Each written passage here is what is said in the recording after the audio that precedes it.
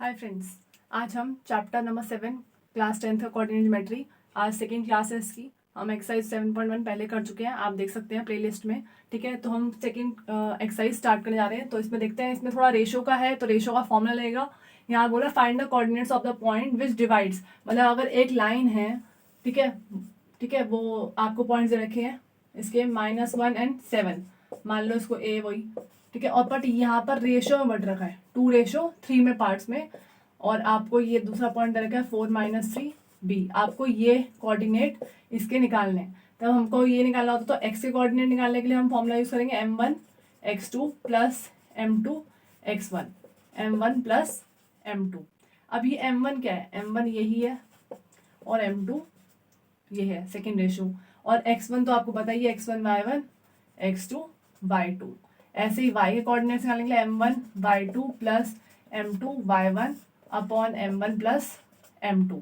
जब आपको कोऑर्डिनेट्स बोलेगा तो आपको यही होगा यूज करना है। जब आपको वर्टेक्सेस बोलेगा तो आपको दूसरा फॉर्मूला यूज करना है, या मिड पॉइंट बोलेगा तब भी दूसरा फॉर्मूला यूज करना है। इसमें इस एक्सरसाइज में से दो ही फॉर्मूले हैं, और थर्ड हमने फॉर्मूला वही करा है, डिस्टेंस फॉर्मूला। तो 3 ही टोटल फॉर्मूले हैं इस चैप्टर में। बस 7.3 डिलीटेड है तो हम वो नहीं करेंगे, तो हम इसको पुट करके मैं आपको दिखा देती हूँ, ठीक है ना।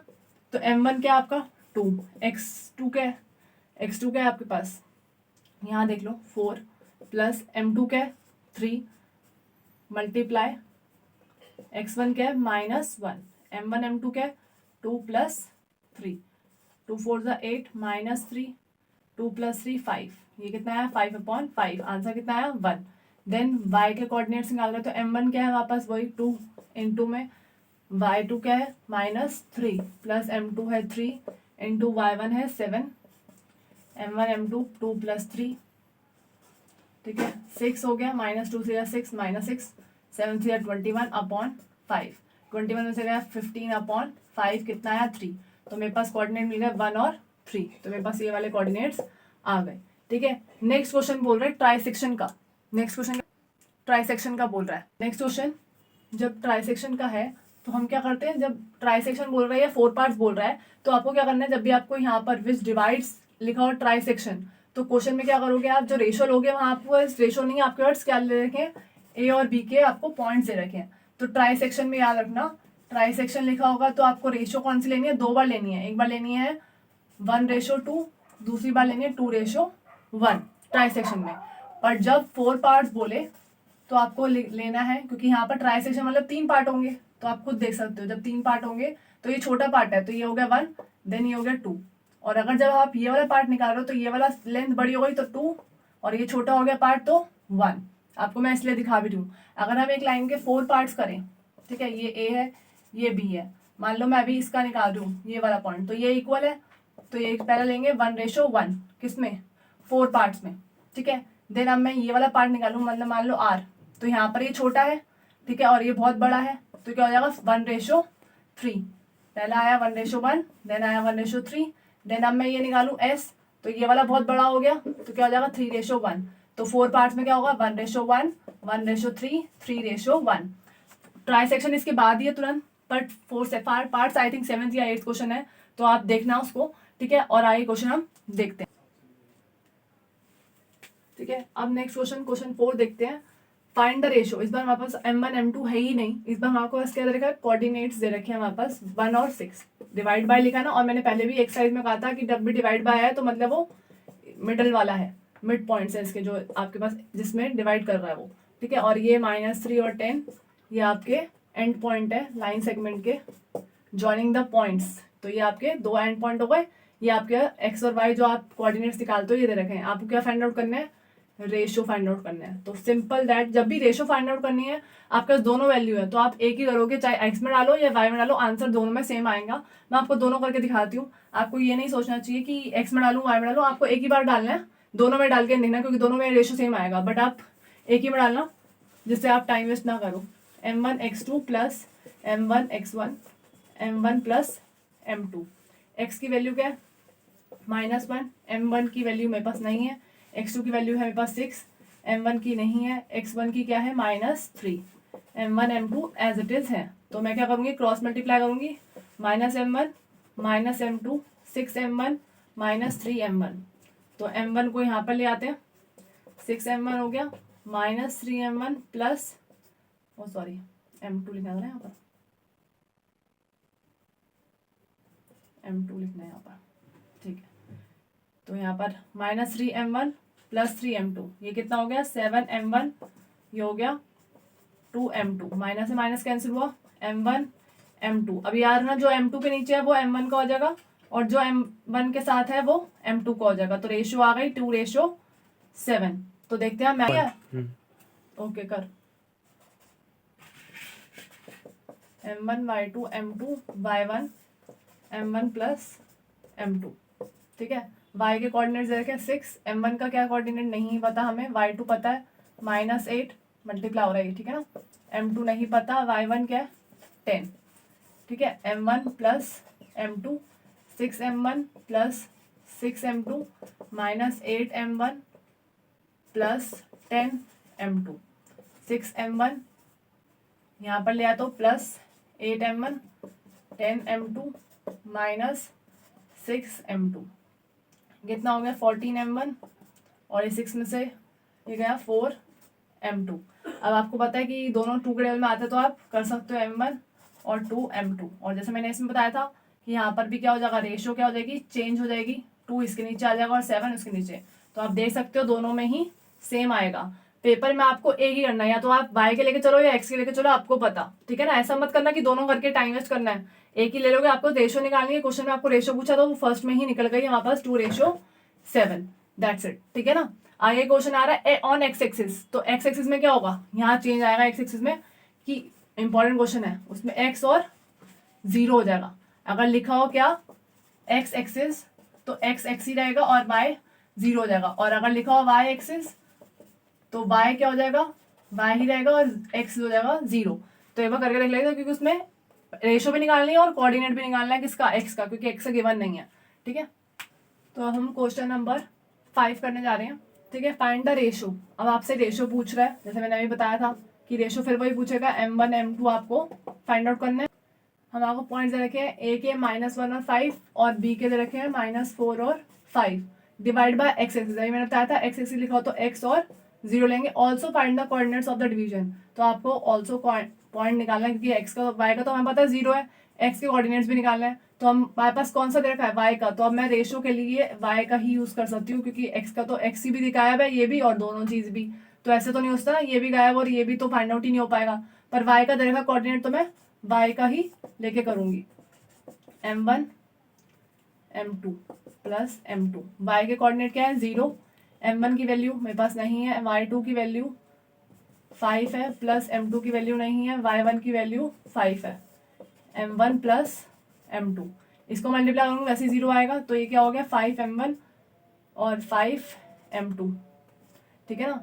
तो आई थिंक इसमें से कोई ना कोई माइनस होगा, क्योंकि ये वहां जाएगा, ठीक है, m2 और 5m1, तो यहाँ पर वही चेंज होगा m2 और m1 में क्या हो जाएगा 5 और 5, और रेशो क्या आएगी 1:1, इक्वल डिवाइड होगा 1:1 आ गया।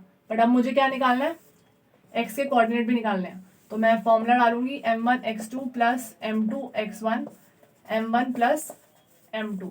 m1 क्या है, अभी रेशो बता रखी थी 1, x2 क्या है, x2 कौन सा, ये रहा -4, प्लस m2 वही रेशो 1, और ये कितना हो गया -1, 1 प्लस 1 -4 -1 कितना आया 2, तो ये -5/2 आपके पास आंसर आ गया, ठीक है। तो आपके पास कोऑर्डिनेट ये भी निकला है, ठीक है। तो लेट्स सी, अब नेक्स्ट क्वेश्चन करते हैं, क्वेश्चन नंबर 6।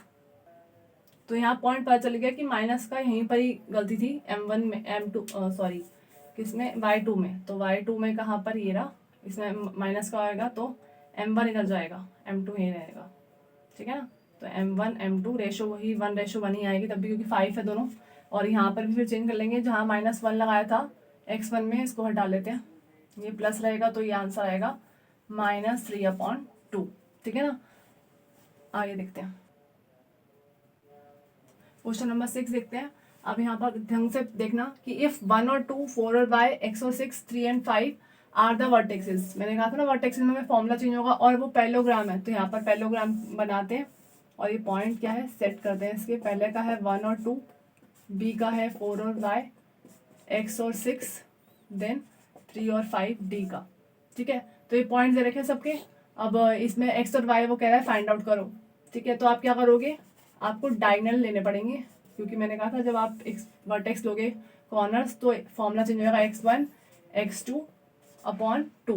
ऐसे ही y के भी लेंगे, y1 plus y2 divide by 2, ठीक है। पहले तो AC की बात कर लेते हैं, 1 प्लस एक्स डिवाइड बाय 2, और y का क्या होगा 2 प्लस 6 डिवाइड बाय 2, कितना आया 8 अपॉन 2। कैंसिल करना चाहो कर सकते हो, 4 आ गया, इसको एज इट इज रहने देना। अब दूसरा डायगोनल क्या होता है BD, उसमें भी x1 x2 divide by 2, y1 plus y2 divide by 2। x1 क्या है आपके पास 4 और 3 डिवाइड बाय 2, और यहाँ पर क्या है y प्लस 5 डिवाइड बाय 2, ये आया 7 अपॉन 2, ये आया यही सेम एज इट इज। तो अब क्या करेंगे, दोनों के डायगोनल जो y वाले हैं और x वाले हैं इकट्ठे इक्वल टू रखेंगे, 1 plus X upon 2 7 upon 2 equal to में ये कैंसिल हो जाएगा, x 1 plus X equal to 7 है, x 7 माइनस 1 इक्वल टू क्या आएगा 6, और यहाँ पर क्या है 4 equal to Y plus 5 divide by 2, 2 क्या हो जाएगा मल्टीप्लाई 8 आया, y plus 5, 8 minus 5 equal to y, कितना आंसर आ गया 3। तो हमारे पास x और y की वैल्यू मेरे को मिल गई, जो मेरे पास नहीं थी यहाँ पर आ गई। x की वैल्यू कितनी 6 और y की वैल्यू यहाँ कितनी आ गई 3, ठीक है ना। तो अब क्वेश्चन नंबर 7 देखते हैं, उसमें भी यही सेम चीज है, उसका डायमीटर आपको दे रखा है। क्वेश्चन नंबर 7 को देखते हैं, find the coordinates of a point A where A और B इज अ डायमीटर। तो A और B आपको डायमीटर दे रखा है सर्कल का, तो ए बी डायमीटर है, ठीक है। Of a circle whose centre, अब सेंटर कुछ भी ले लो, तो इसका सेंटर के पॉइंट रखे 2 माइनस 3 और बी के पॉइंट रखे 1 और 4। तो ऑब्वियस बात है आपको पॉइंट किसके निकालने हैं एक्स और वाई के। वैसे बच्चे रेशो भी यूज कर सकते हैं, क्योंकि आपको पता है जब सेंटर से आ रहे हो ये 1:1 में डिवाइड हो रहा है, ठीक है। और आप चाहो तो जो अभी सिखाया है middle term sorry mid point का, वो भी यूज कर सकते हो जो वर्टेक्स में आपने यूज करा है, ठीक है ना। आपको जैसे सही लगे वो यूज कर सकते हो आप, ठीक है। तो x1 की वैल्यू क्या है यहाँ पर, x की वैल्यू देखते हैं, वैल्यू यहाँ तो ये है नहीं, सॉरी सेंटर के वर्टेक्स की 2 दे रखी है, x1 की वैल्यू आपको नहीं दे रखी, तो x1 का एड्रेस लिखना, x2 की वैल्यू 1 है डिवाइड बाई 2, 2 को 2 करा 4, x1 प्लस 1, 4 माइनस 1 x1, 3 आ गई आपके पास x1 की वैल्यू, मतलब इसकी वैल्यू आपके पास 3 आ गई। ऐसे ही y की वैल्यू है -3, y1 की वैल्यू नहीं है, y2 की वैल्यू क्या है हमारे पास 4, तो 3 into 2 y1 plus 4 minus 6 y1 plus 4 -6 minus 4 कितनी आ गई -10। तो आपके पास -10 आपके पास वैल्यू आ गई, ठीक है, सिंपल है। नेक्स्ट क्वेश्चन में आपको कुछ ऐसे दे रखा है कि AP जो है 3/7 है ऐसी AB के, तो आपको रेशो बतानी है, आपको रेशो पता होना चाहिए कि रेशो आप क्या लोगे। तो जब AP है, ठीक है, पूरी लाइन है ये AB की और ये P है, तो आपको ये 3 दे रखा है, ये पूरी लाइन तो जो डिनोमिनेटर है वो 7 होगी ना, ये रेशो मत ले लेना, क्योंकि 3 7 से अगर माइनस करेंगे तो रेशो हो जाएगी 4, क्योंकि 7 में 3 माइनस करा 4 आएगा, तो आपको रेशो M1 M2 ये लेनी है। इसमें सिर्फ यही चीज है कि बच्चे रेशो वाला ले लेते हैं, 3/7 है तो 3 रेशो 7 ले लेते हैं, जबकि 7 प्रॉपर पूरी लाइन, क्योंकि यहाँ AB लिखा है, ठीक है ना कि AP लिखा है। AP है 3/7 किसका AB का, तो 7 जो है वो पूरी लाइन का मेजरमेंट है, तो ये इसका 3 हुआ, तो बाकी का बचा हुआ AB PB का होगा, तो इसलिए वो 4 होगा। तो आपको रेशो 3:4 लेनी है। एंड इसके बाद जो नेक्स्ट है वो मैं ऑलरेडी आपको समझा चुकी हूँ 4 पार्ट्स का। तो लास्ट क्वेश्चन बचा है आपके पास 10th, तो हम उसको देख लेते हैं, वो मोस्ट इंपॉर्टेंट क्वेश्चन है।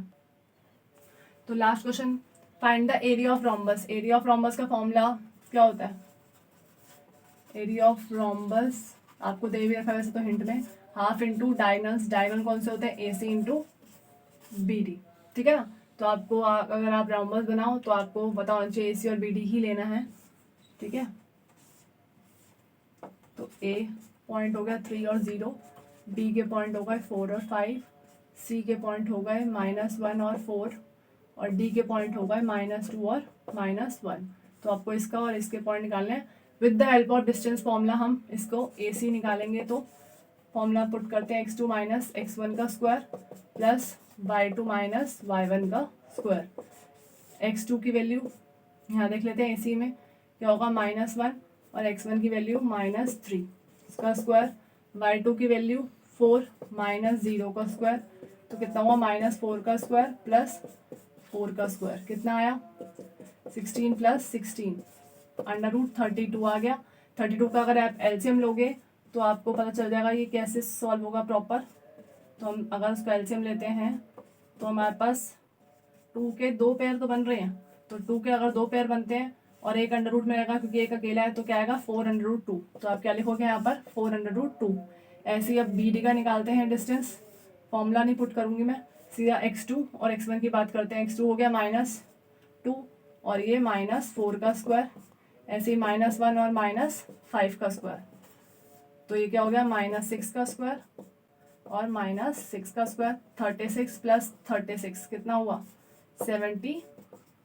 अब 72 का अगर एलसीएम लेते हैं तो क्या आएगा 36, 18, 9, 3 and 3। आप देख सकते हैं 3 का पेयर बन रहा है और एक 2 का बन रहा है और एक 2 अकेला है। 3 2 ज़ा 6√2, 6√2। अब इस फॉर्मूले में आप पुट कर देते हैं, हाफ ए सी की वैल्यू कितनी आई है 4√2 और बी डी की 6√2, ठीक है। हाफ 4 6 ज़ा 24 और √2 को √2 से करेंगे तो 2, तो कितना एरिया आ गया 24 स्क्वायर यूनिट्स। आपका यहाँ पर ही chapter number coordinate geometry chapter 7 complete होता है। अगर आपको वीडियो पसंद आए तो प्लीज़ लाइक करें, शेयर करें और सब्सक्राइब करें। Thank you.